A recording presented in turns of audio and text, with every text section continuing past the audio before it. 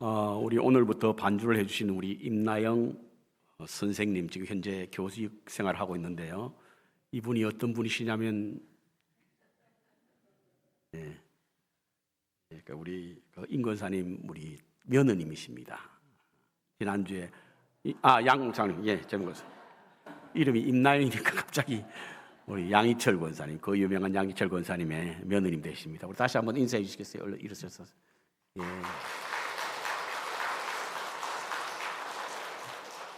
저는 음악에 문외한이라 잘 모르지만 잘하시는 것 같습니다.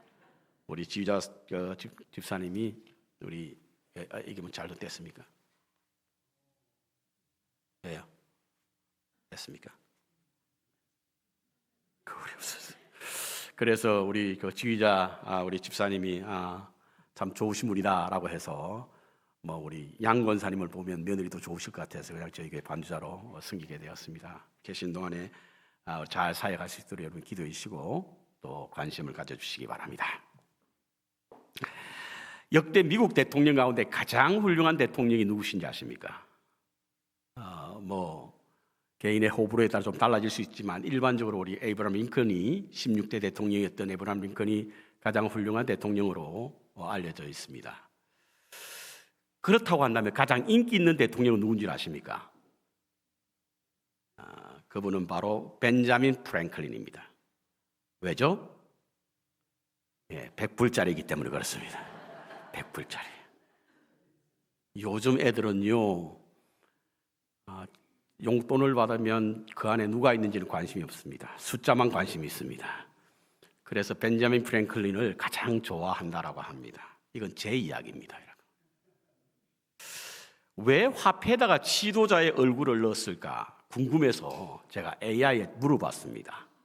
물었더니 이렇게 대답하더라고요. 동전이 왕이나 국가의 권위와 통치를 상징하는 수단이기 때문이다. 왕의 얼굴 흉상을 통해서 국가의 주권과 통치의 정당성을 시각적으로 드러내고 화폐 유통을 통해서 국민에게 왕의 존재와 권위를 각인시키기 위해서 동전에 지도자의 흉상을 넣는다. 이렇게 이제 답을 하더라고요.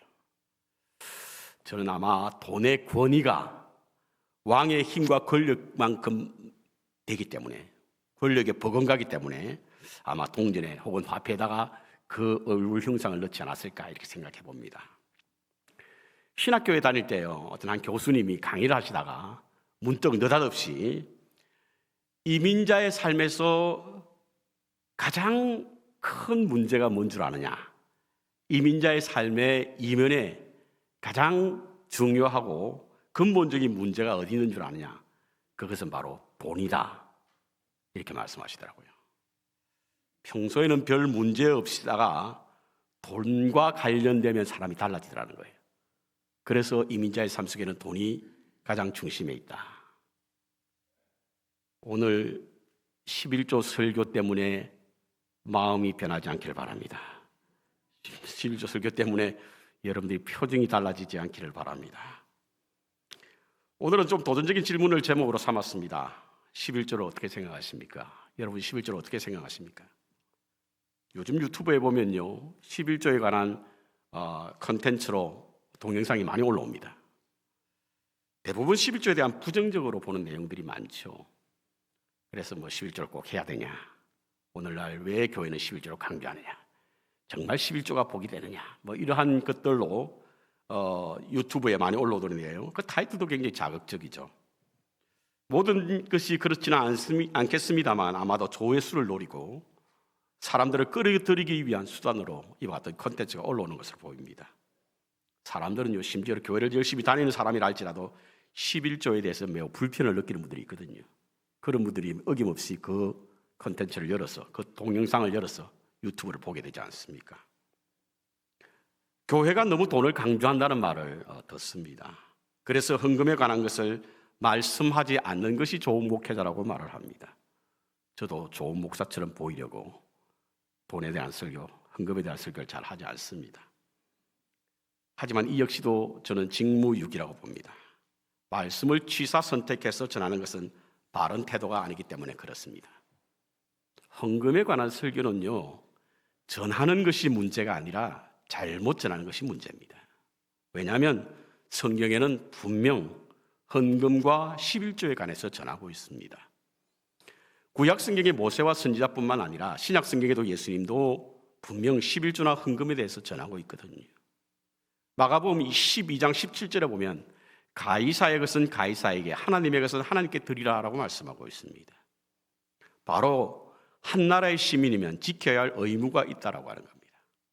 로마의 통치 아래 있던 이스라엘 백성들에게 로마의 통치 아래 있으니 로마 정부에 지켜야 할 것은 가이사에게 드리고, 또 우리가 천국 시민이니 하나님께 드릴 것도 마땅히 지키라라고 하는 말씀인 것입니다.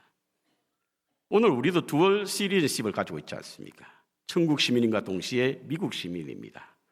그렇다고 한다면 우리 미국 시민으로서 의무를 지키듯 하나님 나라의 의무도 지켜야 된다라고 하는 것이 바로 예수님의 가르침인 것입니다. 그러므로 헌금 생활은 사람이 만든 제도도 아니고요, 교회에서 정한 것도 아닙니다. 하나님이 정하신 것이요 명령하신 것입니다. 오늘 이 말라기서 3장 7절에는요 돌아오라부터 시작됩니다. 돌아오라. 돌아오라고 하신 이유는 바로 지금 멀리 있다는 뜻이겠죠. 이스라엘 백성들이 멀리 있으니까 돌아오라고 말씀하지 않으셨겠습니까? 하나님의 규례를 지키지 않는 이스라엘 백성들에게 돌아오라라고 말씀하고 있습니다. 하나님에 대한 관심도 멀어졌고 그들의 제사는 천박해졌으며 하나님의 말씀에 귀 기울이지 않고 언약과 서약을 지키지 않으므로 떠나 있는 백성들에게 하나님은 선지자를 통해서 돌아오라라고 말씀하고 있습니다. 멀리 떠나 있는 사람은 두 종류의 사람이 있습니다. 하나는 하는 일마다 안 돼서 실망하고 떠난 사람이 있고요, 다른 하나는 모든 일이 잘 돼서 하나님이 필요 없다고 생각함으로 떠난 사람이 있습니다. 우리는 고개가 갸우뚱해집니다. 하는 일마다 안 돼서 실망하고 떠난 사람들은 이해가 돼요. 하지만 일이 잘 되는데도 불구하고 떠나는 사람들이 있죠. 어렵고 힘든 날에는 하나님께 나와 무릎을 꿇고 살려달라고 하다가도 조금의 여유가 생기면 그 신앙은 사라지고 하나님으로부터 슬슬 멀어지는 사람들이 있지 않습니까? 아마 이스라엘 백성들과 같은 것 같습니다. 그들에게 돌아오라고 말씀하십니다. 그러면 하나님도 돌아가시겠다는 거예요. 사람이 하나님으로부터 멀어지면 하나님도 멀어지신대요. 그래서 하나님께 돌아오라고 하시는 겁니다. 내가 너를 돌아가게 하겠다라는 것이죠. 그리고는 우리가 언제 하나님을 떠났습니까? 라고 묻는 그들의 질문에 8절에 보면 돌직구를 날립니다. 사람이 어떻게 하나님의 것을 도둑질하느냐 이렇게 말씀하시는 거예요. 우리가 언제 하나님을 떠난 적이 있습니까? 라고 묻는 이스라엘 백성들을 향하여 어떻게 너희가 하나님의 것을 도둑질하느냐 이렇게 돌직구를 날리는 겁니다. 그러자 사람들이 언제요? 라고 대답하는 거죠. 언제요? 그러자 11조를 하지 않는 것을 도둑질한 것이라고 하나님은 선지자를 통해서 말씀하고 있습니다. 매우 불편하죠. 저도 말씀 전하기가 부담스럽습니다. 그래서 좀 완곡하게 표현할 수 있는 방법이 없을까 생각을 했습니다.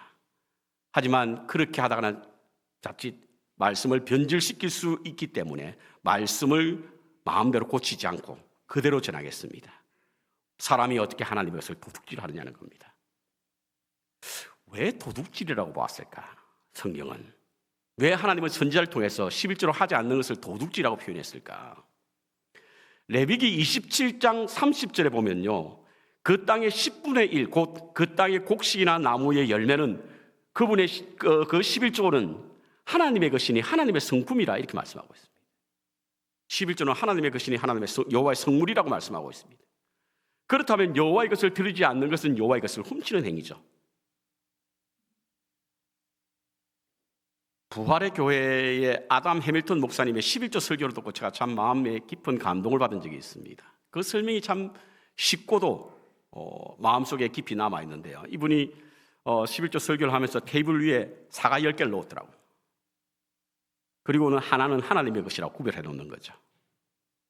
그런데 사람들이 무슨 일이 생기면 자기의 것 9개는 두고 하나만 자꾸 하나님의 그것을 자꾸 탐내는 거예요. 그것을 먹는 겁니다. 뭐 세금 내야 될 일이 있다? 그럼 사과를 먹는 거예요. 하나님의 것이라고 구별한 거예요. 혹시 집에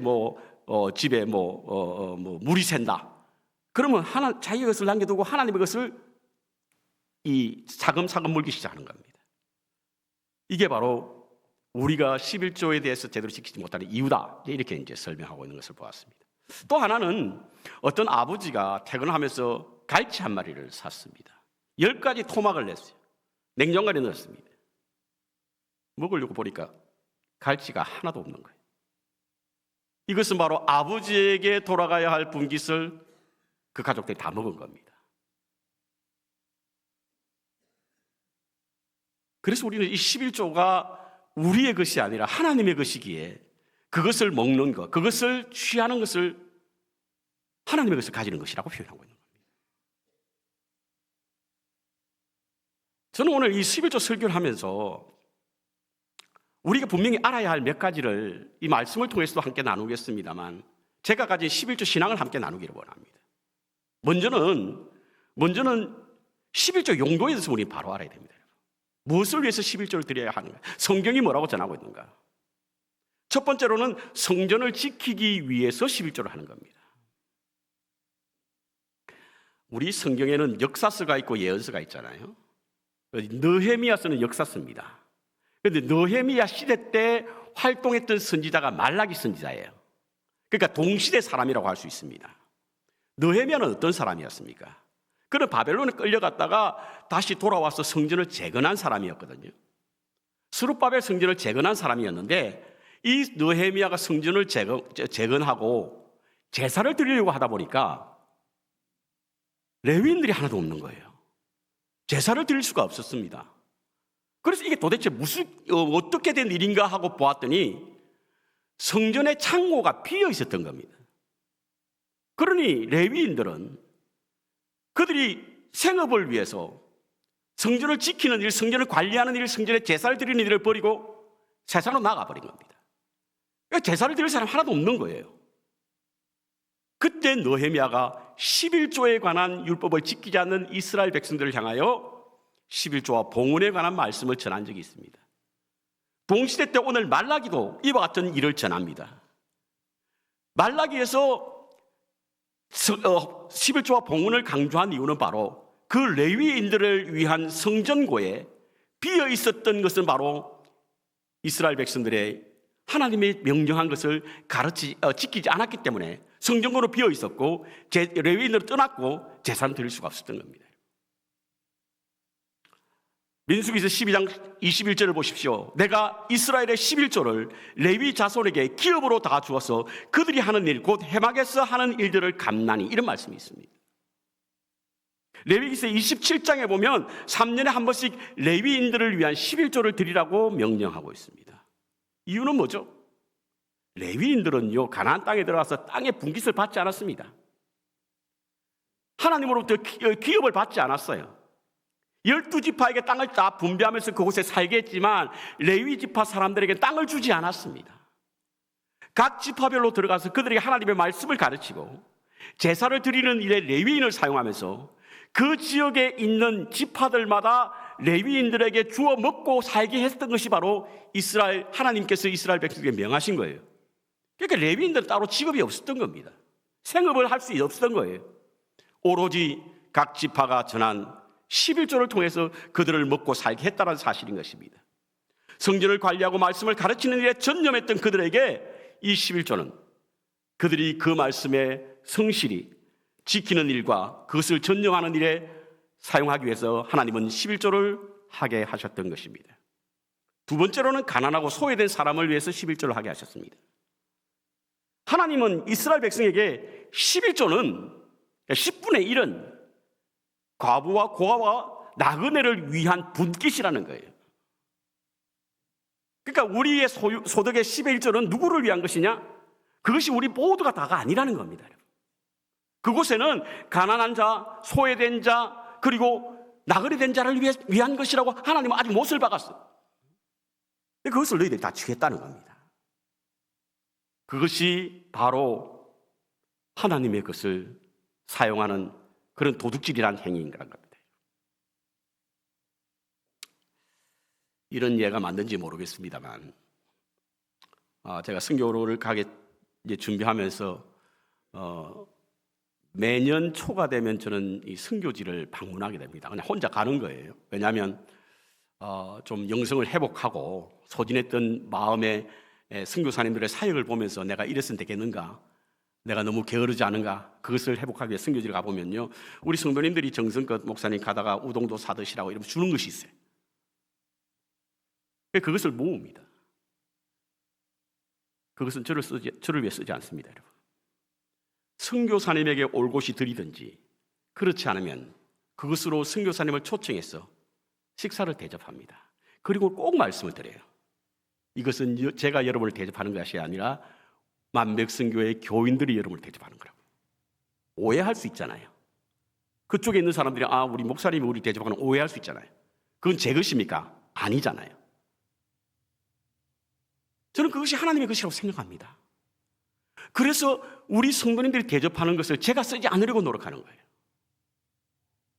여러분, 우리에게 분명히 하나님께서 이것은 너희 것이 아니야, 나의 것이야, 나를 위해서 분별해야 되는 것이야, 이것은 가난하고 고아되고 과부되고 나그네 된 자를 위하여 떼놓은 분깃이야.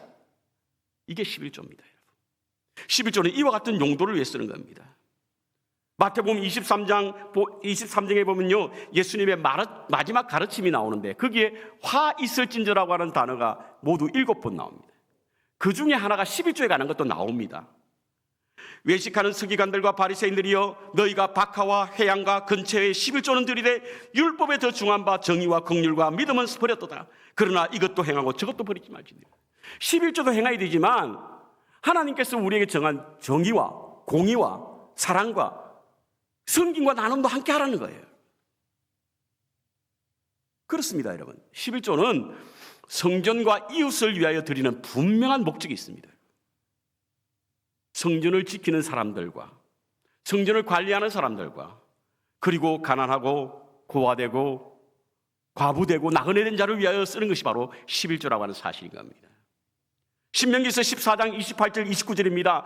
너희는 매 3년 끝에 그의 소산의 10분의 1을 떼어 너의 성 안에 저축하여 너희 중에 분깃이나 기업이 없는 레위인과 너희 성중에 거주하는 객, 나그네와 고아와 가부들로 하여금 먹어 배부르게 하라. 그리하면 너희 하나님 여호와께서 너희 손으로 하는 일의 범사에 너희에게 복을 주실 것이다. 이게 11조 정신입니다. 이것이 11조를 써야 하는 용도입니다. 자, 이와 같은 목적으로 11조를 드리는 사람들에게 성경은 뭐라고 말합니까? 10절입니다. 만군의 여호와가 이르노라, 너희의 온전한 11조를 창고에 들여 나의 집에 양식이 있게 하고 그것으로 나를 시험하여 내가 하늘 문을 열고 너희에게 복을 쌓을 곳이 없도록 붙지 아니하나 보라. 우리 흔히 부흥회 가면 강사님들이 이것을 많이 강조하죠. 11조에서 시험을 해보라. 복을 주시는지 시험해보라. 그래서 이 말씀을 그대로 생각하고 어떤 일을 하더라도 11조만 내면 복을 준다 생각해서 잘못 해석함으로 하나님을 시험해 보시는 분들도 계세요. 좀 더 나아가서 11조가 황금알을 넣는 열쇠로 생각하는 분들도 있습니다. 그래서 11조를 하면 대박 난다고 주장하는 분들도 계십니다. 제가 이렇게 한번 물어볼게요. 여러분, 마약을 파는 사람이 11조를 내면 대박 납니까? 강도짓을 하는 사람이 11조를 잘하면 자신이 하는 비즈니스가 잘 됩니까? 장의사를 하시는 분이 11조를 내면 사람이 많이 죽습니까? 그것은 아니지 않습니까? 그래서 우리는 11조를 하게 되면 하나님께서 약속하신 하늘의 문을 열고 너희에게 복을 쌓을 곳이 없도록 붙지 않아 보라 라고 하는 이 말씀을 제대로 해석해야 됩니다. 도대체 무슨 복을 말하는 것이냐는 거예요. 11조는요, 자기 만족을 채우려고 투기하거나 투자하는 탐심의 수단이 아닙니다. 세속적이고 세상적인 어떤 복을 말하는 것이 아닙니다. 11조를 함으로 말미암아 우리에게 주는 복이 분명히 있습니다. 그렇다고 하면 그 복이 무엇일까 하는 거예요. 우리는 11조를 함으로 말미암아 얻는 복이 어떤 복일까? 저는 이 말씀을 놓고 묵상하다가 세 가지를 얻게 되었습니다. 첫 번째로는 올바른 가치관을 세우게 됩니다. 11조는요, 우리에게 올바른 가치관을 세우는 거예요. 오늘날 세상 사람들이 가지는 가치관은 뭡니까? 돈입니다. 돈. 그래서 그 사람을 말할 때 우리가 흔히 하는 말이 뭐죠? 그 사람 돈 얼마 번대? 돈을 많이 벌면 잘난 사람으로 평가되는 게 오늘 이 시대입니다. 적게 벌면 못난 사람으로 취급받지 않습니까, 여러분? 그래서 그 사람의 가치를 부요와 가난을 두고 사람을 평가할 때 그 기준이 얼마나 많이 가졌느냐, 얼마나 많은 것을 소유했느냐에 따라서 그 사람의 가치가 평가되는 거예요.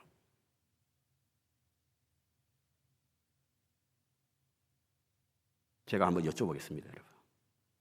여러분, 눈에 보이는 것이 가치가 있는 건가요? 눈에 보이지 않는 것이 가치가 있는 건가요? 우리 신체를 한번 보십시다. 눈에 보이는 것이 더 귀중합니까? 눈에 보이지 않는 것이 더 귀중합니까? 모두 다 귀중하죠. 하지만 크고 작음을 나눌 때에 눈에 보이지 않는 것이 더 중요하잖아요. 우리 머리를 싸고 있는 뇌가 더 중요하죠. 우리 몸을 싸고 있는 장기가 더 중요하지 않습니까? 그런데 세상 사람들은 눈에 보이는 것을 더 귀중하게 여기는 거예요. 이것이 잘못되었다는 것을 말하는 것이 바로 11조 생활입니다. 다시 한번 물어볼게요, 여러분. 여러분, 일시적인 것이 중요합니까? 영원한 것이 중요합니까? 돈이라고 하는 것은, 재물이라고 하는 것은 눈에 보이는 것입니다. 그리고 그것이 일시적인 거예요. 영원이라고 하는 것이 한 점에 불과한 겁니다. 영원한 것이 더 귀중하잖아요. 그래서 영원한 것을 위해서 영원하지 않는 것을 포기하는 것은 어리석은 일이 아니래요. 그렇다고 한다면 우리가 진정한 올바른 가치관은 무엇인가? 보이지 않지만 영원한 것, 하늘의 재물을 쌓는 것 아니겠습니까? 11조는 바로 그와 같은 것이거든요. 누가복음 12장에 보면 어리석은 부자의 이야기가 나옵니다. 말씀에는 부자의 고민이 먼저 나옵니다. 어떤 고민을 했냐면 풍년이 되었다는 거예요. 소출이 많아졌다는 겁니다. 물론 이 사람은 부정축제한 것이 아니고 근면하여 얻은 소출인데도 불구하고 곡식이 많으니까 쌓아둘 곳이 없는 거예요. 그래서 그가 결정한 것이 뭡니까? 곡간을 늘리자. 곡간이 어떤 곡간이며 눈에 보이는 것, 일시적인 것, 영원이라고 하는 기간의 한 점에 불과한 우리 육신을 위한 것, 이게 곡간이란 말이에요. 그런데 어리석은 이 사람은 이 곡간을 지으면서 하는 말이 이렇습니다. 자기 영혼에게, 영혼아, 여러 해 동안 먹고 마시자, 이렇게 말하는 거예요. 곡간을 만들고 그것을 바라보면서 영혼아, 오랫동안 먹고 마시자. 그때 주님이 하신 말씀이 뭐예요? 오늘 내 영혼을 데려가면 그것이 누구의 것이 되겠느냐? 그 전에 어리석은 자야. 어리석다라고 하는 헬라의 원어에 보면요, 생각이 없는 자, 지혜가 없는 자라는 뜻입니다. 생각이 없고 지혜가 없는 사람은요, 눈에 보이는 것, 순간적인 것, 그것을 위해서 사는 사람입니다. 그것이 가치 있다고 여기는 사람이에요. 예수님께서는 삶과 모든 탐심을 물리치라. 사람의 생명이 그 소유의 넉넉함에 있지 아니하리라. 11조는, 헌금은 우리가 이 땅 위에 탐심을 물리치는 도구가 됩니다, 여러분. 영원한 하나님 나라의 보화를 쌓는 일이니까요. 보이지 않는 것이지만 그 영혼을 위해서 준비하는 것이지 않습니까? 그래서 우리의 가치관을 새롭게 바꿔놓는 것이 바로 11조입니다. 세상적 가치관이 아니라 그리스도인의 가치관을 세우는 것이 바로 11조입니다. 세상의 물질의 노예가 되지 말고 그것에 구속되거나 종속되지 말라고 하는 것이 바로 이 11조를 드리는 우리의 목적이라는 사실인 겁니다. 두 번째로 건강한 경제관을 갖게 하는 것이 바로 11조입니다. 건강한 경제관을 갖게 해줍니다. 한 사람의 경제관은 무엇을 보고 알 수 있는 줄 아십니까? 그 사람이 건강한 경제관을 가졌느냐 가지지 않았느냐를 알 수 있는 것은 뭐냐면 소유에 있는 것이 아니라 소비에 있습니다. 어떻게 벌었느냐가 아니라 어떻게 사용했느냐가 있습니다. 예를 들어 아무리 많은 돈을 벌고 많은 것을 소유했다 할지라도 만일 자신만을 위해서 사용한다고 한다면 그 사람의 경제관이 결코 건강하다고 할 수 없습니다. 웨슬리의 경제관에 3대 원칙이 있죠. 그 3대 원칙은 이겁니다, 여러분. 할 수 있는 대로 많이 벌라. Gain all you can. 할 수 있는 대로 많이 벌라. 할 수 있는 대로 많이 절약하라. 할 수 있는 대로 많이 나누라. 이것이 바로 웨슬레 목사님의 건강한 경제관입니다. 우리가 열심히 벌어야 합니다, 여러분. 빈둥빈둥 놀아서는 안 됩니다. 할 수 있다면 하나님 주신 건강으로 열심히 벌어야죠. 그리고 낭비하지 말아야 합니다, 여러분. 그래서 전략해야 하는 거예요. 하지만 그것은 나눔을 위한 것이어야 된다는 겁니다. 이게 바로 올바른 경제관이라고 하는 겁니다. 10의 1조는 섬김과 나눔이잖아요. 그래서 이 12조를 통해서 우리는 건강한 경제관을 가지게 되는 겁니다. 마가복음 14장에 보면 옥합을 깨뜨린 한 여인의 이야기가 나옵니다. 이 여인은 자신의 결혼을 위해서 준비한 옥합을 가져다가 예수님께 깨뜨려 부었습니다. 그 가치가 300데나리온이래요. 당시 한 성인 남자의 인건비가 하루에 1데나리온이라고 한다면 300데나리온이라고 하는 것은 1년치를 말하는 것입니다. 아주 큰 금액이라고 할 수 있죠. 그러니까 그 옆에 있던 가룟 유다가 그 여인을 향하여 어찌하여 낭비하느냐라고 묻습니다. 가룟 유다는 그 여인을 책망했습니다. 왜 낭비하느냐는 거죠. 근데 예수님이 뭐라고 그러셨습니까? 예수님의 생각은 달랐습니다.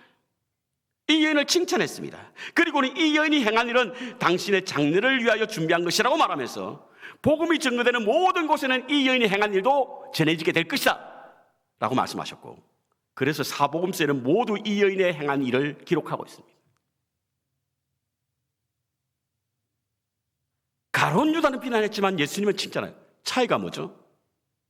가룟 유다는 그것을 낭비라 보았지만 예수님은 그것을 헌신이라 본 겁니다. 낭비는 어떤 것을 낭비한다고 합니까? 어떨 때 낭비라고 그러죠? 쓸데없는 일을 했을 때 낭비라고 하는 거예요. 그렇지만 헌신은 목적이 있는 일이기 때문에 그것을 헌신으로 본 겁니다. 11조나 헌금은 불필요한 낭비가 아닙니다. 목적이 있는 거예요. 그래서 헌신이라 부르는 겁니다. 그것이 바로 건강한 경제관을 세우는 일이기 때문에 그렇습니다. 돈은 인간의 삶을 영위하기 위한 기본 수단입니다. 그래서 우리는 돈이 필요합니다. 하지만 이 돈은 양날개를 가졌습니다. 믿음으로 모든 소유가 하나님으로부터 온 것이라 생각하고 헌신하면 하나님의 은총의 상징이 되고 수단이 되지만, 이를 모르고 하나님의 선물임을 분별치 못하고 마구 사용하는 자에게는 이 돈은 저주의 표시가 될 수 있는 것입니다. 그래서 돈은 양날개를 가진 거예요. 돈은 축복으로 사용되기도 하지만 또한 저주로도 쓸 수 있게 된다는 것입니다. 그 사용처가 뭐냐에 따라서 11조는요, 우리의 손을 떠나는 순간 하나님의 것이 됩니다. 하늘의 것이 되고요, 하나님의 사용이 되게 하고 하나님의 것을 위해 쓰임을 받는 것입니다. 11조는 소유가 아닌 나눔을 실천하는 건강한 경제관을 갖게 하는 거룩한 행위임을 잊지 마시기 바랍니다. 11조를 통해서 우리는 건강한 경제관을 가질 수 있다는 사실인 겁니다. 마지막으로 신실한 신앙관을 갖게 하는 것이 바로 11조입니다. 신실한 신앙관을 갖게 하는 것. 여러분, 우상이 어떤 것을 우상이라 말합니까? 이단이라고 정해진 그 사람들을 섬기는 것이 우상입니까? 혹은 그렇지 않으면 바다의 물건이나 태양이나 달이나 이런 것들이 우상입니다. 그것들도 우상이긴 합니다. 하지만 근본적으로 우상이라고 하는 것은 무엇이든 하나님보다 더 중요하다고 여기는 것이 우상이잖아요. 하나님보다 더 중요하다고 여기는 것이 우상이거든요. 무엇이든 하나님보다 우리의 마음과 생각을 더 크게 우리 안에 지배하는 것이 바로 우상입니다. 하나님만이 주실 수 있는 것을 다른 데서 얻으려고 한다고 한다면 그것은 우상을 섬기는 거예요. 그렇다고 한다면 돈은요, 우리에게 가장 위협적인 우상입니다.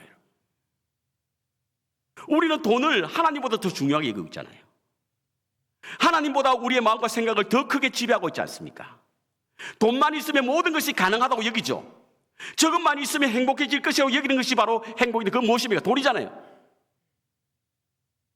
우리는 돈이 없기 때문에 불행을 느끼고 돈이 없기 때문에 자신의 인생이 실패했다고 생각합니다. 반대로 돈이 있기 때문에 행복하고 돈이 있기 때문에 성공했다고 생각할 때가 있지 않습니까? 그래서 돈을 우상으로 숭배하게 됩니다. 그런데 이와 같은 돈을 숭배하고자 하는 마음을 깨뜨리는 것이 바로 11조입니다. 저는 헌금 기도를 드릴 때마다 종종 그와 같은 기도를 합니다. 하나님, 오늘 우리 성도님들이 드리는 이 예물은 돈을 우리 인생의 주인으로 섬기지 않겠다라고 우리의 마음의 결단이고 고백이고 다짐입니다. 앞으로 돈을 우리 주인으로 섬기지 않기 위해서 이것을 하나님께 드립니다. 하나님이 우리의 주인이 되어 주시옵소서. 틀린 기도 아니잖아요. 그렇죠? 2008년도에 세계를 떠들썩하게 만들었던 리만 브라더스 사건이 있습니다. 이 사건으로 말미암아 전 세계가 금융 위기를 겪게 되었습니다. 그때 많은 금융인들과 기업인들이 자살을 했어요.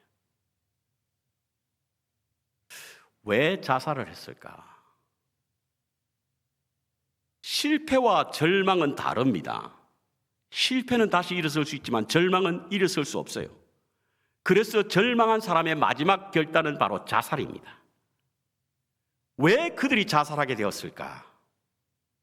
돈을 그들은 희망의 제물로 여긴 겁니다.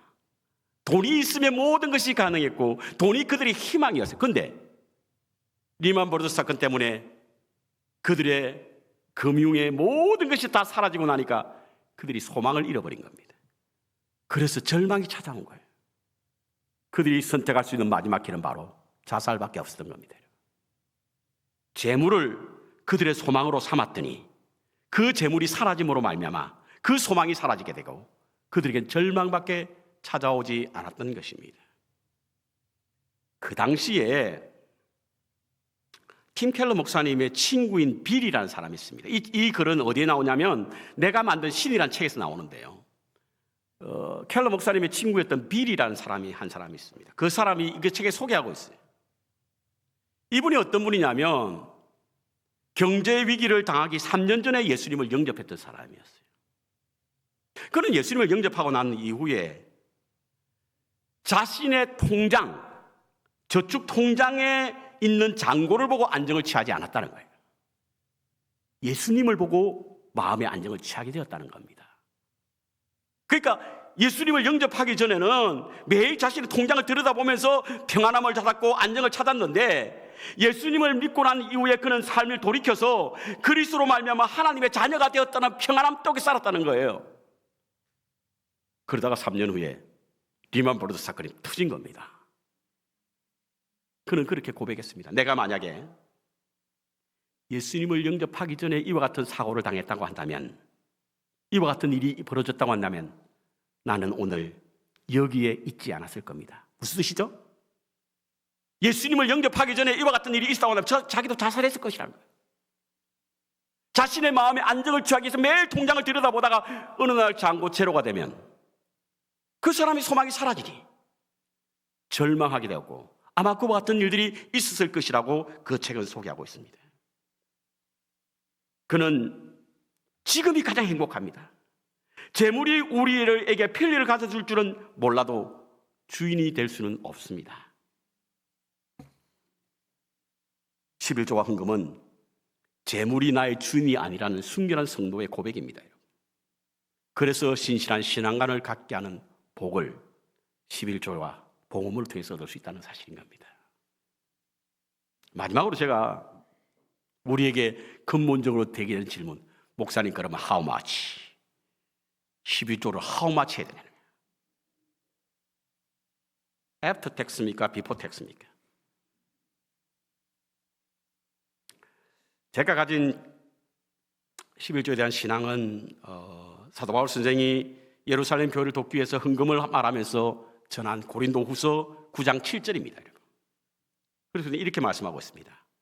각각 그 마음에 정한 대로 할 것이요 인색함으로나 억지로 하지 말지니 하나님은 즐겨내는 자를 사랑하시느니라. 이것이 예루살렘 교회가 위기에 당하게 되었고 사도 바울 선생이 3차 전도 여행을 통해서 각 지역에 다니면서 연보를 번역하니까 복이라고 하더라고요. 연보를 거두게 될 때에 고린도 후서에 있는 말씀을 통해서 전한 것은 각각 그 마음에 정한 대로 할 것이요 인색함으로나 억지로 하지 말지니 하나님은 즐겨내는 자를 사랑하시느니라 라고 하는 이 말씀입니다.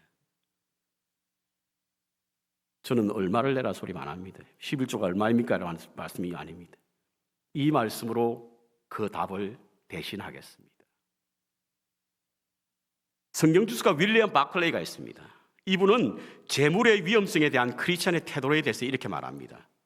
재물이 크리스찬에게 위험성을 가져다 줄 수 있는데, 첫 번째로는 기독교인은 소유물을 소유하되 소유물의 소유가 될 위험성이 있고, 재물을 소유함으로써 오게 되는 유혹이 있고, 재물은 소유로 말미암아 잘못된 독립심을 조장시키며 돈을 벌기 위해 불명예스러운 행동을 함으로 너무 많은 대가를 지불할 수가 있는데, 그것은 행복보다 두려움을 가져올 뿐이고, 많은 소유는 인간의 마음을 영원이란 빛에서 멀리 이 세상의 사물에 고착시켜주고, 재물은 인간을 이기적인 사람으로 만들기 쉽다. 이게 바로 그리스도인이 가져야 할 재물의 위험성이라고 하는 겁니다. 몇 주 전에 우리 고 홍복남 장로의 세상을 떠나셨습니다. 떠나시고 난 후에 아드님이 교회에다 헌금을 했어요. 적지 않은 금액으로 헌금을 했길래 저는 그러셨나 보다 하고 아무 생각이 없습니다. 근데 우리 양 목사님이 주보를 만들다가, 목사님, 이 홍 장로님의 아드님이 보낸 이 헌금에는 교회의 이 장례식을 잘 치르게 해주셔서 감사하다는 마음을 담아서 드린 헌금도 있지만, 그 안에는 우리 장로님의 그동안 쌓아두었던 11조도 있대요.